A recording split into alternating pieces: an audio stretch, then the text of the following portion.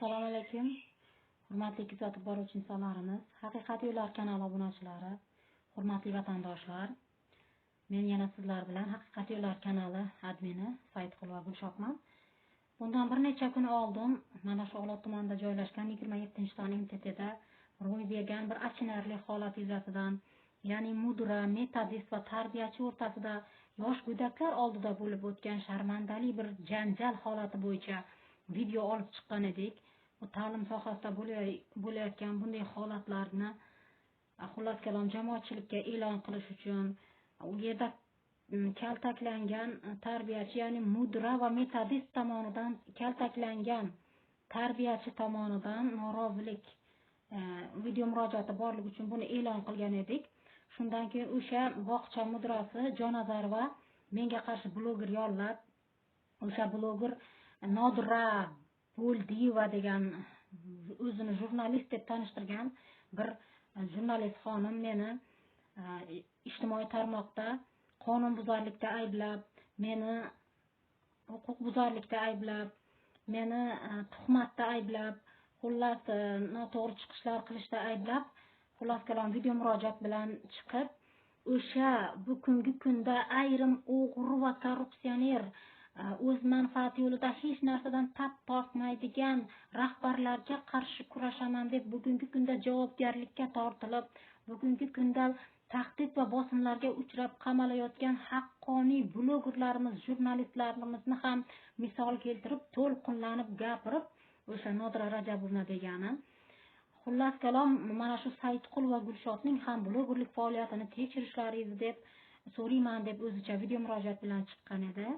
Mana shu video murojaatidan hozir parcha ko'rsataman men sizlarga. Mana undan tashqari qayta va qayta huquqbuzarlik qilib 27 o'sha Olot tumanida 27 bog'cha tomonidan bog'chada 21 aprelda bo'lgan voqealarga aniqlik kirityapsiz, o'zingiz tahlil qilib beryapsiz. Vaholanki 27 yilning 21 aprel kunida bog'chada bo'lgan voqea hodisalar yuzasidan первичный materiallar yig'ilgan va u hozirgi paytda ma'muriy tartibda sudga yuborilgan yoki yuborilishi kuzatilmoqda. Sizni haqqingiz yo'q, sud oldi, sud ishiga aralashib. Xullas kalom, meni sud oldi, sud ishida aralashishda ayblab, xullas kalom qonunbuzarlikda ayblab, bugungi kunda meni ustimdan ariza yozib, bu kishim meni ustimdan murojaat bilan chiqibdi. Javobgarlikka tortirishlarini so'rayman. Xullas kalom, Saidqulova Gulshoqning blogerlik faoliyatlarini tekshirib, bunga qonuniy chora ko'rishlarini so'rayman deb bir necha kun oldin, bir 2 kun oldin uyimga ikkita ichki ishlar xodimi kelib ketdi. Xullas kalom, men o'sha 27-ton MTTning ichki muhiti toza emasligi, u yerda doimiy janjallar borligi, ichkaridagi o'sha bolajonlar uchun yaratilgan sharoitlarning yetarli emasligi va hokazo korrupsion holatlar haqida yoki boshqa holatlar bilan yetarlicha isbot va dalillar bilan chiqib gapirishimga qaramasdan, bu kishi avvalga video murojaat bilan chiqdilar, undan keyin men ustimdan ariza yozib murojaat qilibdilar. Bugungi kunda ana endi savolim bor. Mana shu Nodira Bo'ldiyevami, Nodira Rajabovnami, kim bo'lsa, shu opaga bir beradigan savolim bor. Maqsading nima? Nodira Rajabovna, seni maqsading nima? Alloh aytgan, sen mazlum tomonda bo'l, men hamisha sen tomonda bo'laman deb. Men hamisha haqiqat tomonda turib, to'g'ri yo'lda kurash olib borganman.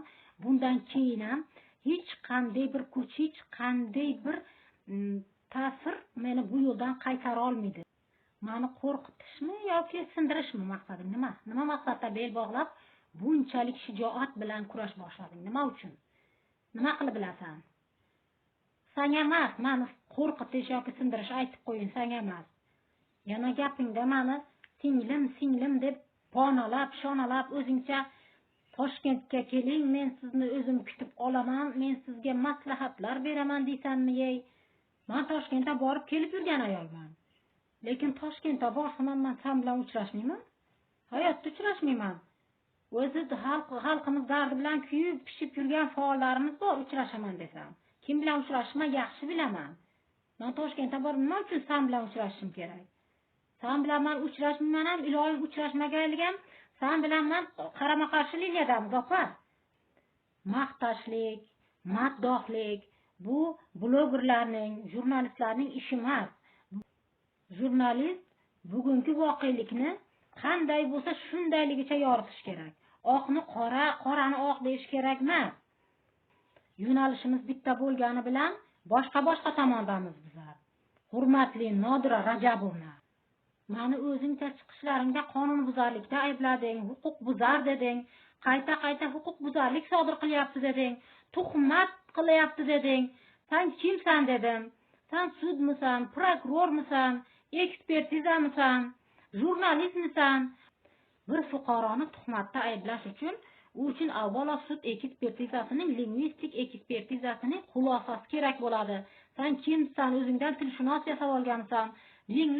Lingvistik ekspertiza yasab olganmisan deb bot aytdim. Yana meni sansiradi, ijtimoiy tarmoqlarda chiqib hurmatsizlantirib, obro'sizlantirdi deb ustimdan yana ham yozib yurma qayta. Yo, mayli yozsan, konstitutsiyaviy huquqing bor, yoz. Lekin meni ham kimnidir sizsizlash bo'yicha konstitutsiyaviy majburiyatim yo'q. Xohlagan odamimni, xohlaganimni sizsizlayman, xohlaganimni sansirayman.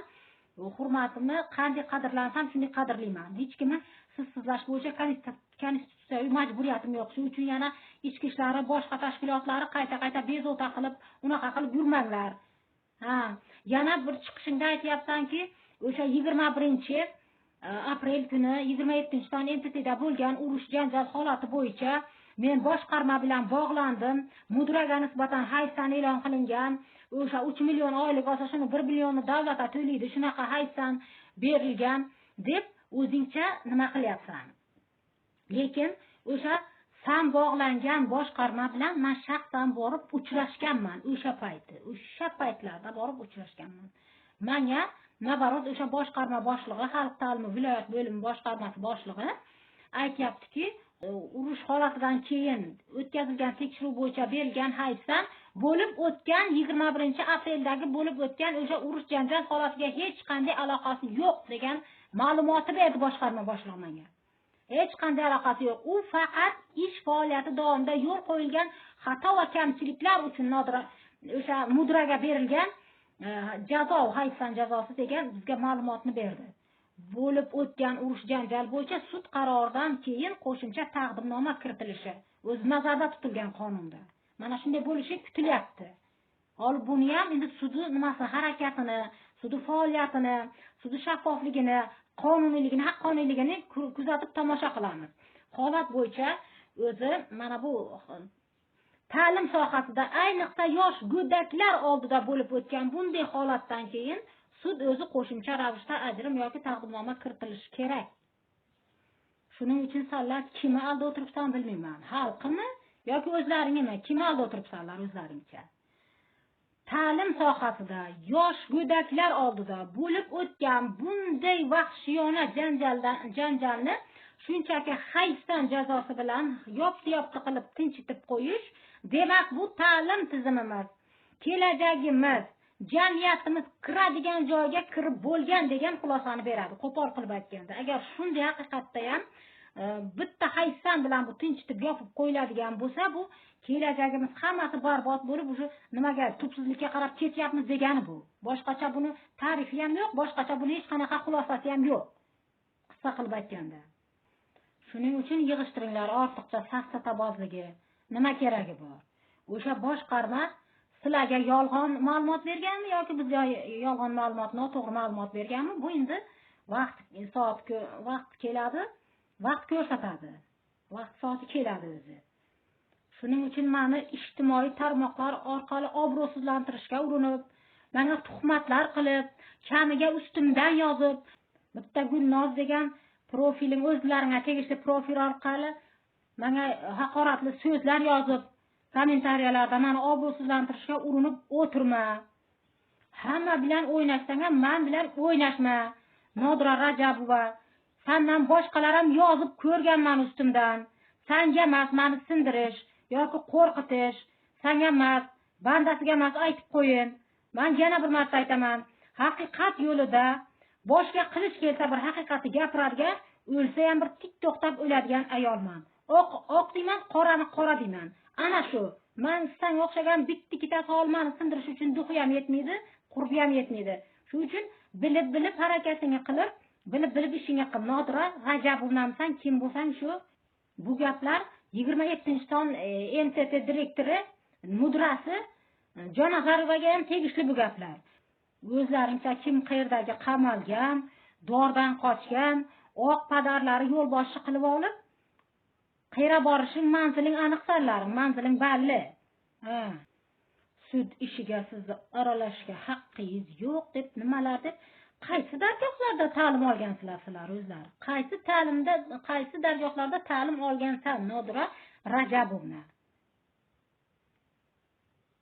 O'sha 27-son NTTda yosh go'daklar oldida uyushtirilgan o'sha vahshiyona sahnalashtirilgan ssenariyga boshchilik qilgan mudira suvdan quruq chiqib ketyapti. Urushni u boshlab bergan aslida.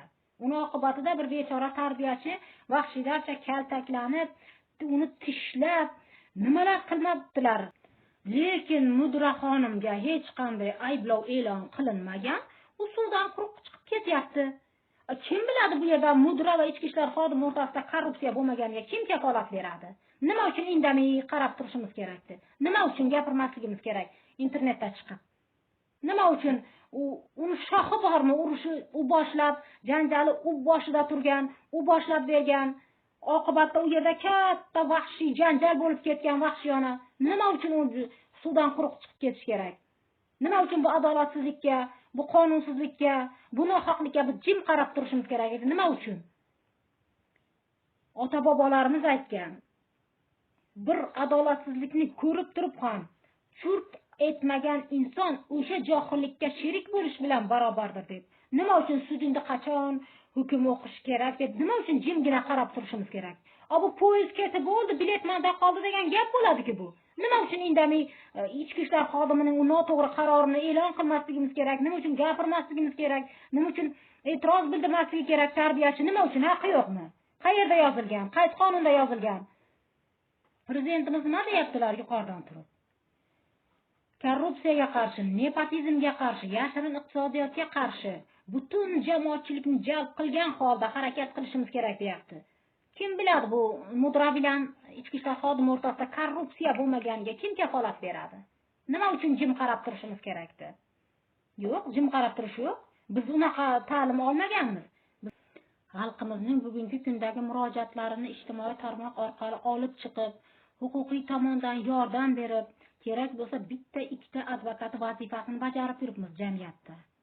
Ota-bobolar aytganidek, uyg'onganlarning vazifasi qolganlarni uyg'otishdan iboratdir degan. Ota-bobolarimiz, jadid bobolarimiz aytgan. Shuning uchun bizning maqsadimiz faqat adolatsizliklarga, qonunsizliklarga, nohaqliklarga, korrupsiyaga, nepotizmga qarshi murosasiz bo'lish va xalqimizni mana shu yo'lda faollikka chaqirish, prezidentimiz bilan yelkama-yelka bo'lish, jamiyat rivojiga hissa qo'shish, o'z huquqlarimizni talab qilish, boshqa hech qanday bizni nimamiz yo'q, maqsadimiz yo'q. Biz amaldagi tizimga qarshi kurashish yoki davlatga qarshi bosh ko'tarish, unaqa hech qanaqa unaqa niyatimiz ham, unaqa harakatimiz ham, unaqa bir maqsadimiz ham yo'q. Bizning maqsadimiz faqat adolatsizliklarga, korrupsiya, nepotizmga qarshi kurashish, uni oldini olish, xalqimizning huquqiy ongini oshirish, jamiyat rivojiga hissa qo'shish, davlatimiz rivojiga hissa qo'shish, prezidentimiz aytganidek faol bo'lish, boshqa hech qanaqa bizlar bir salbiy yoki bir yovuz niyatimiz yo'q hech qanaqa. Nima deydi bu Nodira Rajabovna? Sud tizimiga, sudning ishchanlik faoliyatiga ta'sir qilishga haqqingiz yo'q deb, xuddiki bizda adolatli bir shaffof bir kafolatlangan sud tizimi mavjuddek gapiradi bemalol. Nechta sudyalarni misol keltirib bering. Nodira Rajabovna nechta vijdonsiz, oqibatsiz, o'z manfaati yo'lida tap tortmaydigan, oqni qora, qorani oq deb qaror chiqargan nechta bir noinsof, xudo bexabar sudyalar haqida misol keltirib gapirib beringman. Qaysi bittasini gapirib bering senga? To'g'ri, hammasi ham yomon emas. Mana yaqinda Buxoro viloyat fuqarolik ishlari bo'yicha sudda Ziyadullayev, Abbosov Yana kim edi biri? Xudo bexabarlar. Aybdor tomon foydasiga apellyatsiya sudida hukm o'qidi. Bular adolatni, haqiqatni, kafanini bichib tikib hukmini o'qidi. Bular haqiqat, adolat degan narsani yig'ishtirib, kunjaga yig'ishtirib qo'ygan bular. Tupurib qo'ygan kerak bo'lsa. Xudo xohlasa taftishga berish harakatidaman, Xudo xohlasa. Mana shu 3 ta xudo bexabar noinsof sudyalarga aytmoqchimanki, mana shu ijtimoiy tarmoq orqali hali har bitta apellyatsiya sud jarayonini video tasvirga olib, video tasvir orqali olib borishni talab qilaman. Agar mana shu video tasvir, audio, video tasvirga olish jarayoniga to'sqinlik qilganing, raddiyang olib boraverasanlar. Raddiyang olasan, tamom. Mansallari haqiqat, adolat qanaqa bo'lishini, qanday qilganda haqiqat qaror topishini butun jamoatchilikka e'lon qilib ko'rsataman sanlar. Sanlar kimsan? Buxoro viloyat ichki ishlar boshqarmasining nohaq, noqonuniy xatti-harakatlarga, e'tiborsizligiga, mas'uliyatsizligiga va oqibatda bitta fuqaro 6 oy davomida bir huquqlarini tiklash uchun shunchalik yelib yugurganini ko'ra bila turib, ular foydasiga hukm o'qidilaring. Sanlar Xudodan qo'rqmaysanlarmi, o'lishingni o'ylamaysanlarmi sanlar? Mana shu Ziyodullayev, Abbosov bittasi ham holi kim tanaydi esimdan chiqdi. 3 ta bir xudo bexabar sudga haqiqat nima bular uchun, adolat nima bular uchun, shaffoflik nima bular uchun hammasini betiga tupurib qo'ygan joyi bor ekan. Sanlar shoshmay tur, odaming bilan o'ynashdinglar. Sanlar sud tiziming qanaqaligini butun dunyoga nima qilaman hali? Ovoza qilaman men. Butun dunyoga nima qilaman? Ko'rsatib beraman ijtimoiy tarmoqlar orqali. Hamma salomat bo'lsin, hurmatli vatandoshlar. Ogoh bo'laylik, xushyor bo'laylik, uyg'oq bo'laylik, haq-huquqlarimizni talab qilaylik. Jamiyatimiz rivojiga, xalqimiz, millatimiz rivojiga, davlatimiz rivojiga bu yo'l bilan biz hissa qo'shaylik. Adolatsizliklarga qarshi, masalan, mana shu sudya bitta adolatsizlikka yo'l qo'ydi yoki biron bir rahbar yo'l qo'ydi. Buni Xudoga soldik, Xudodan topsin deb ketish bu mutlaqo noto'g'ri yo'l bu. Bu yerda Xudodan topgan faqat o'zimiz bo'lamiz.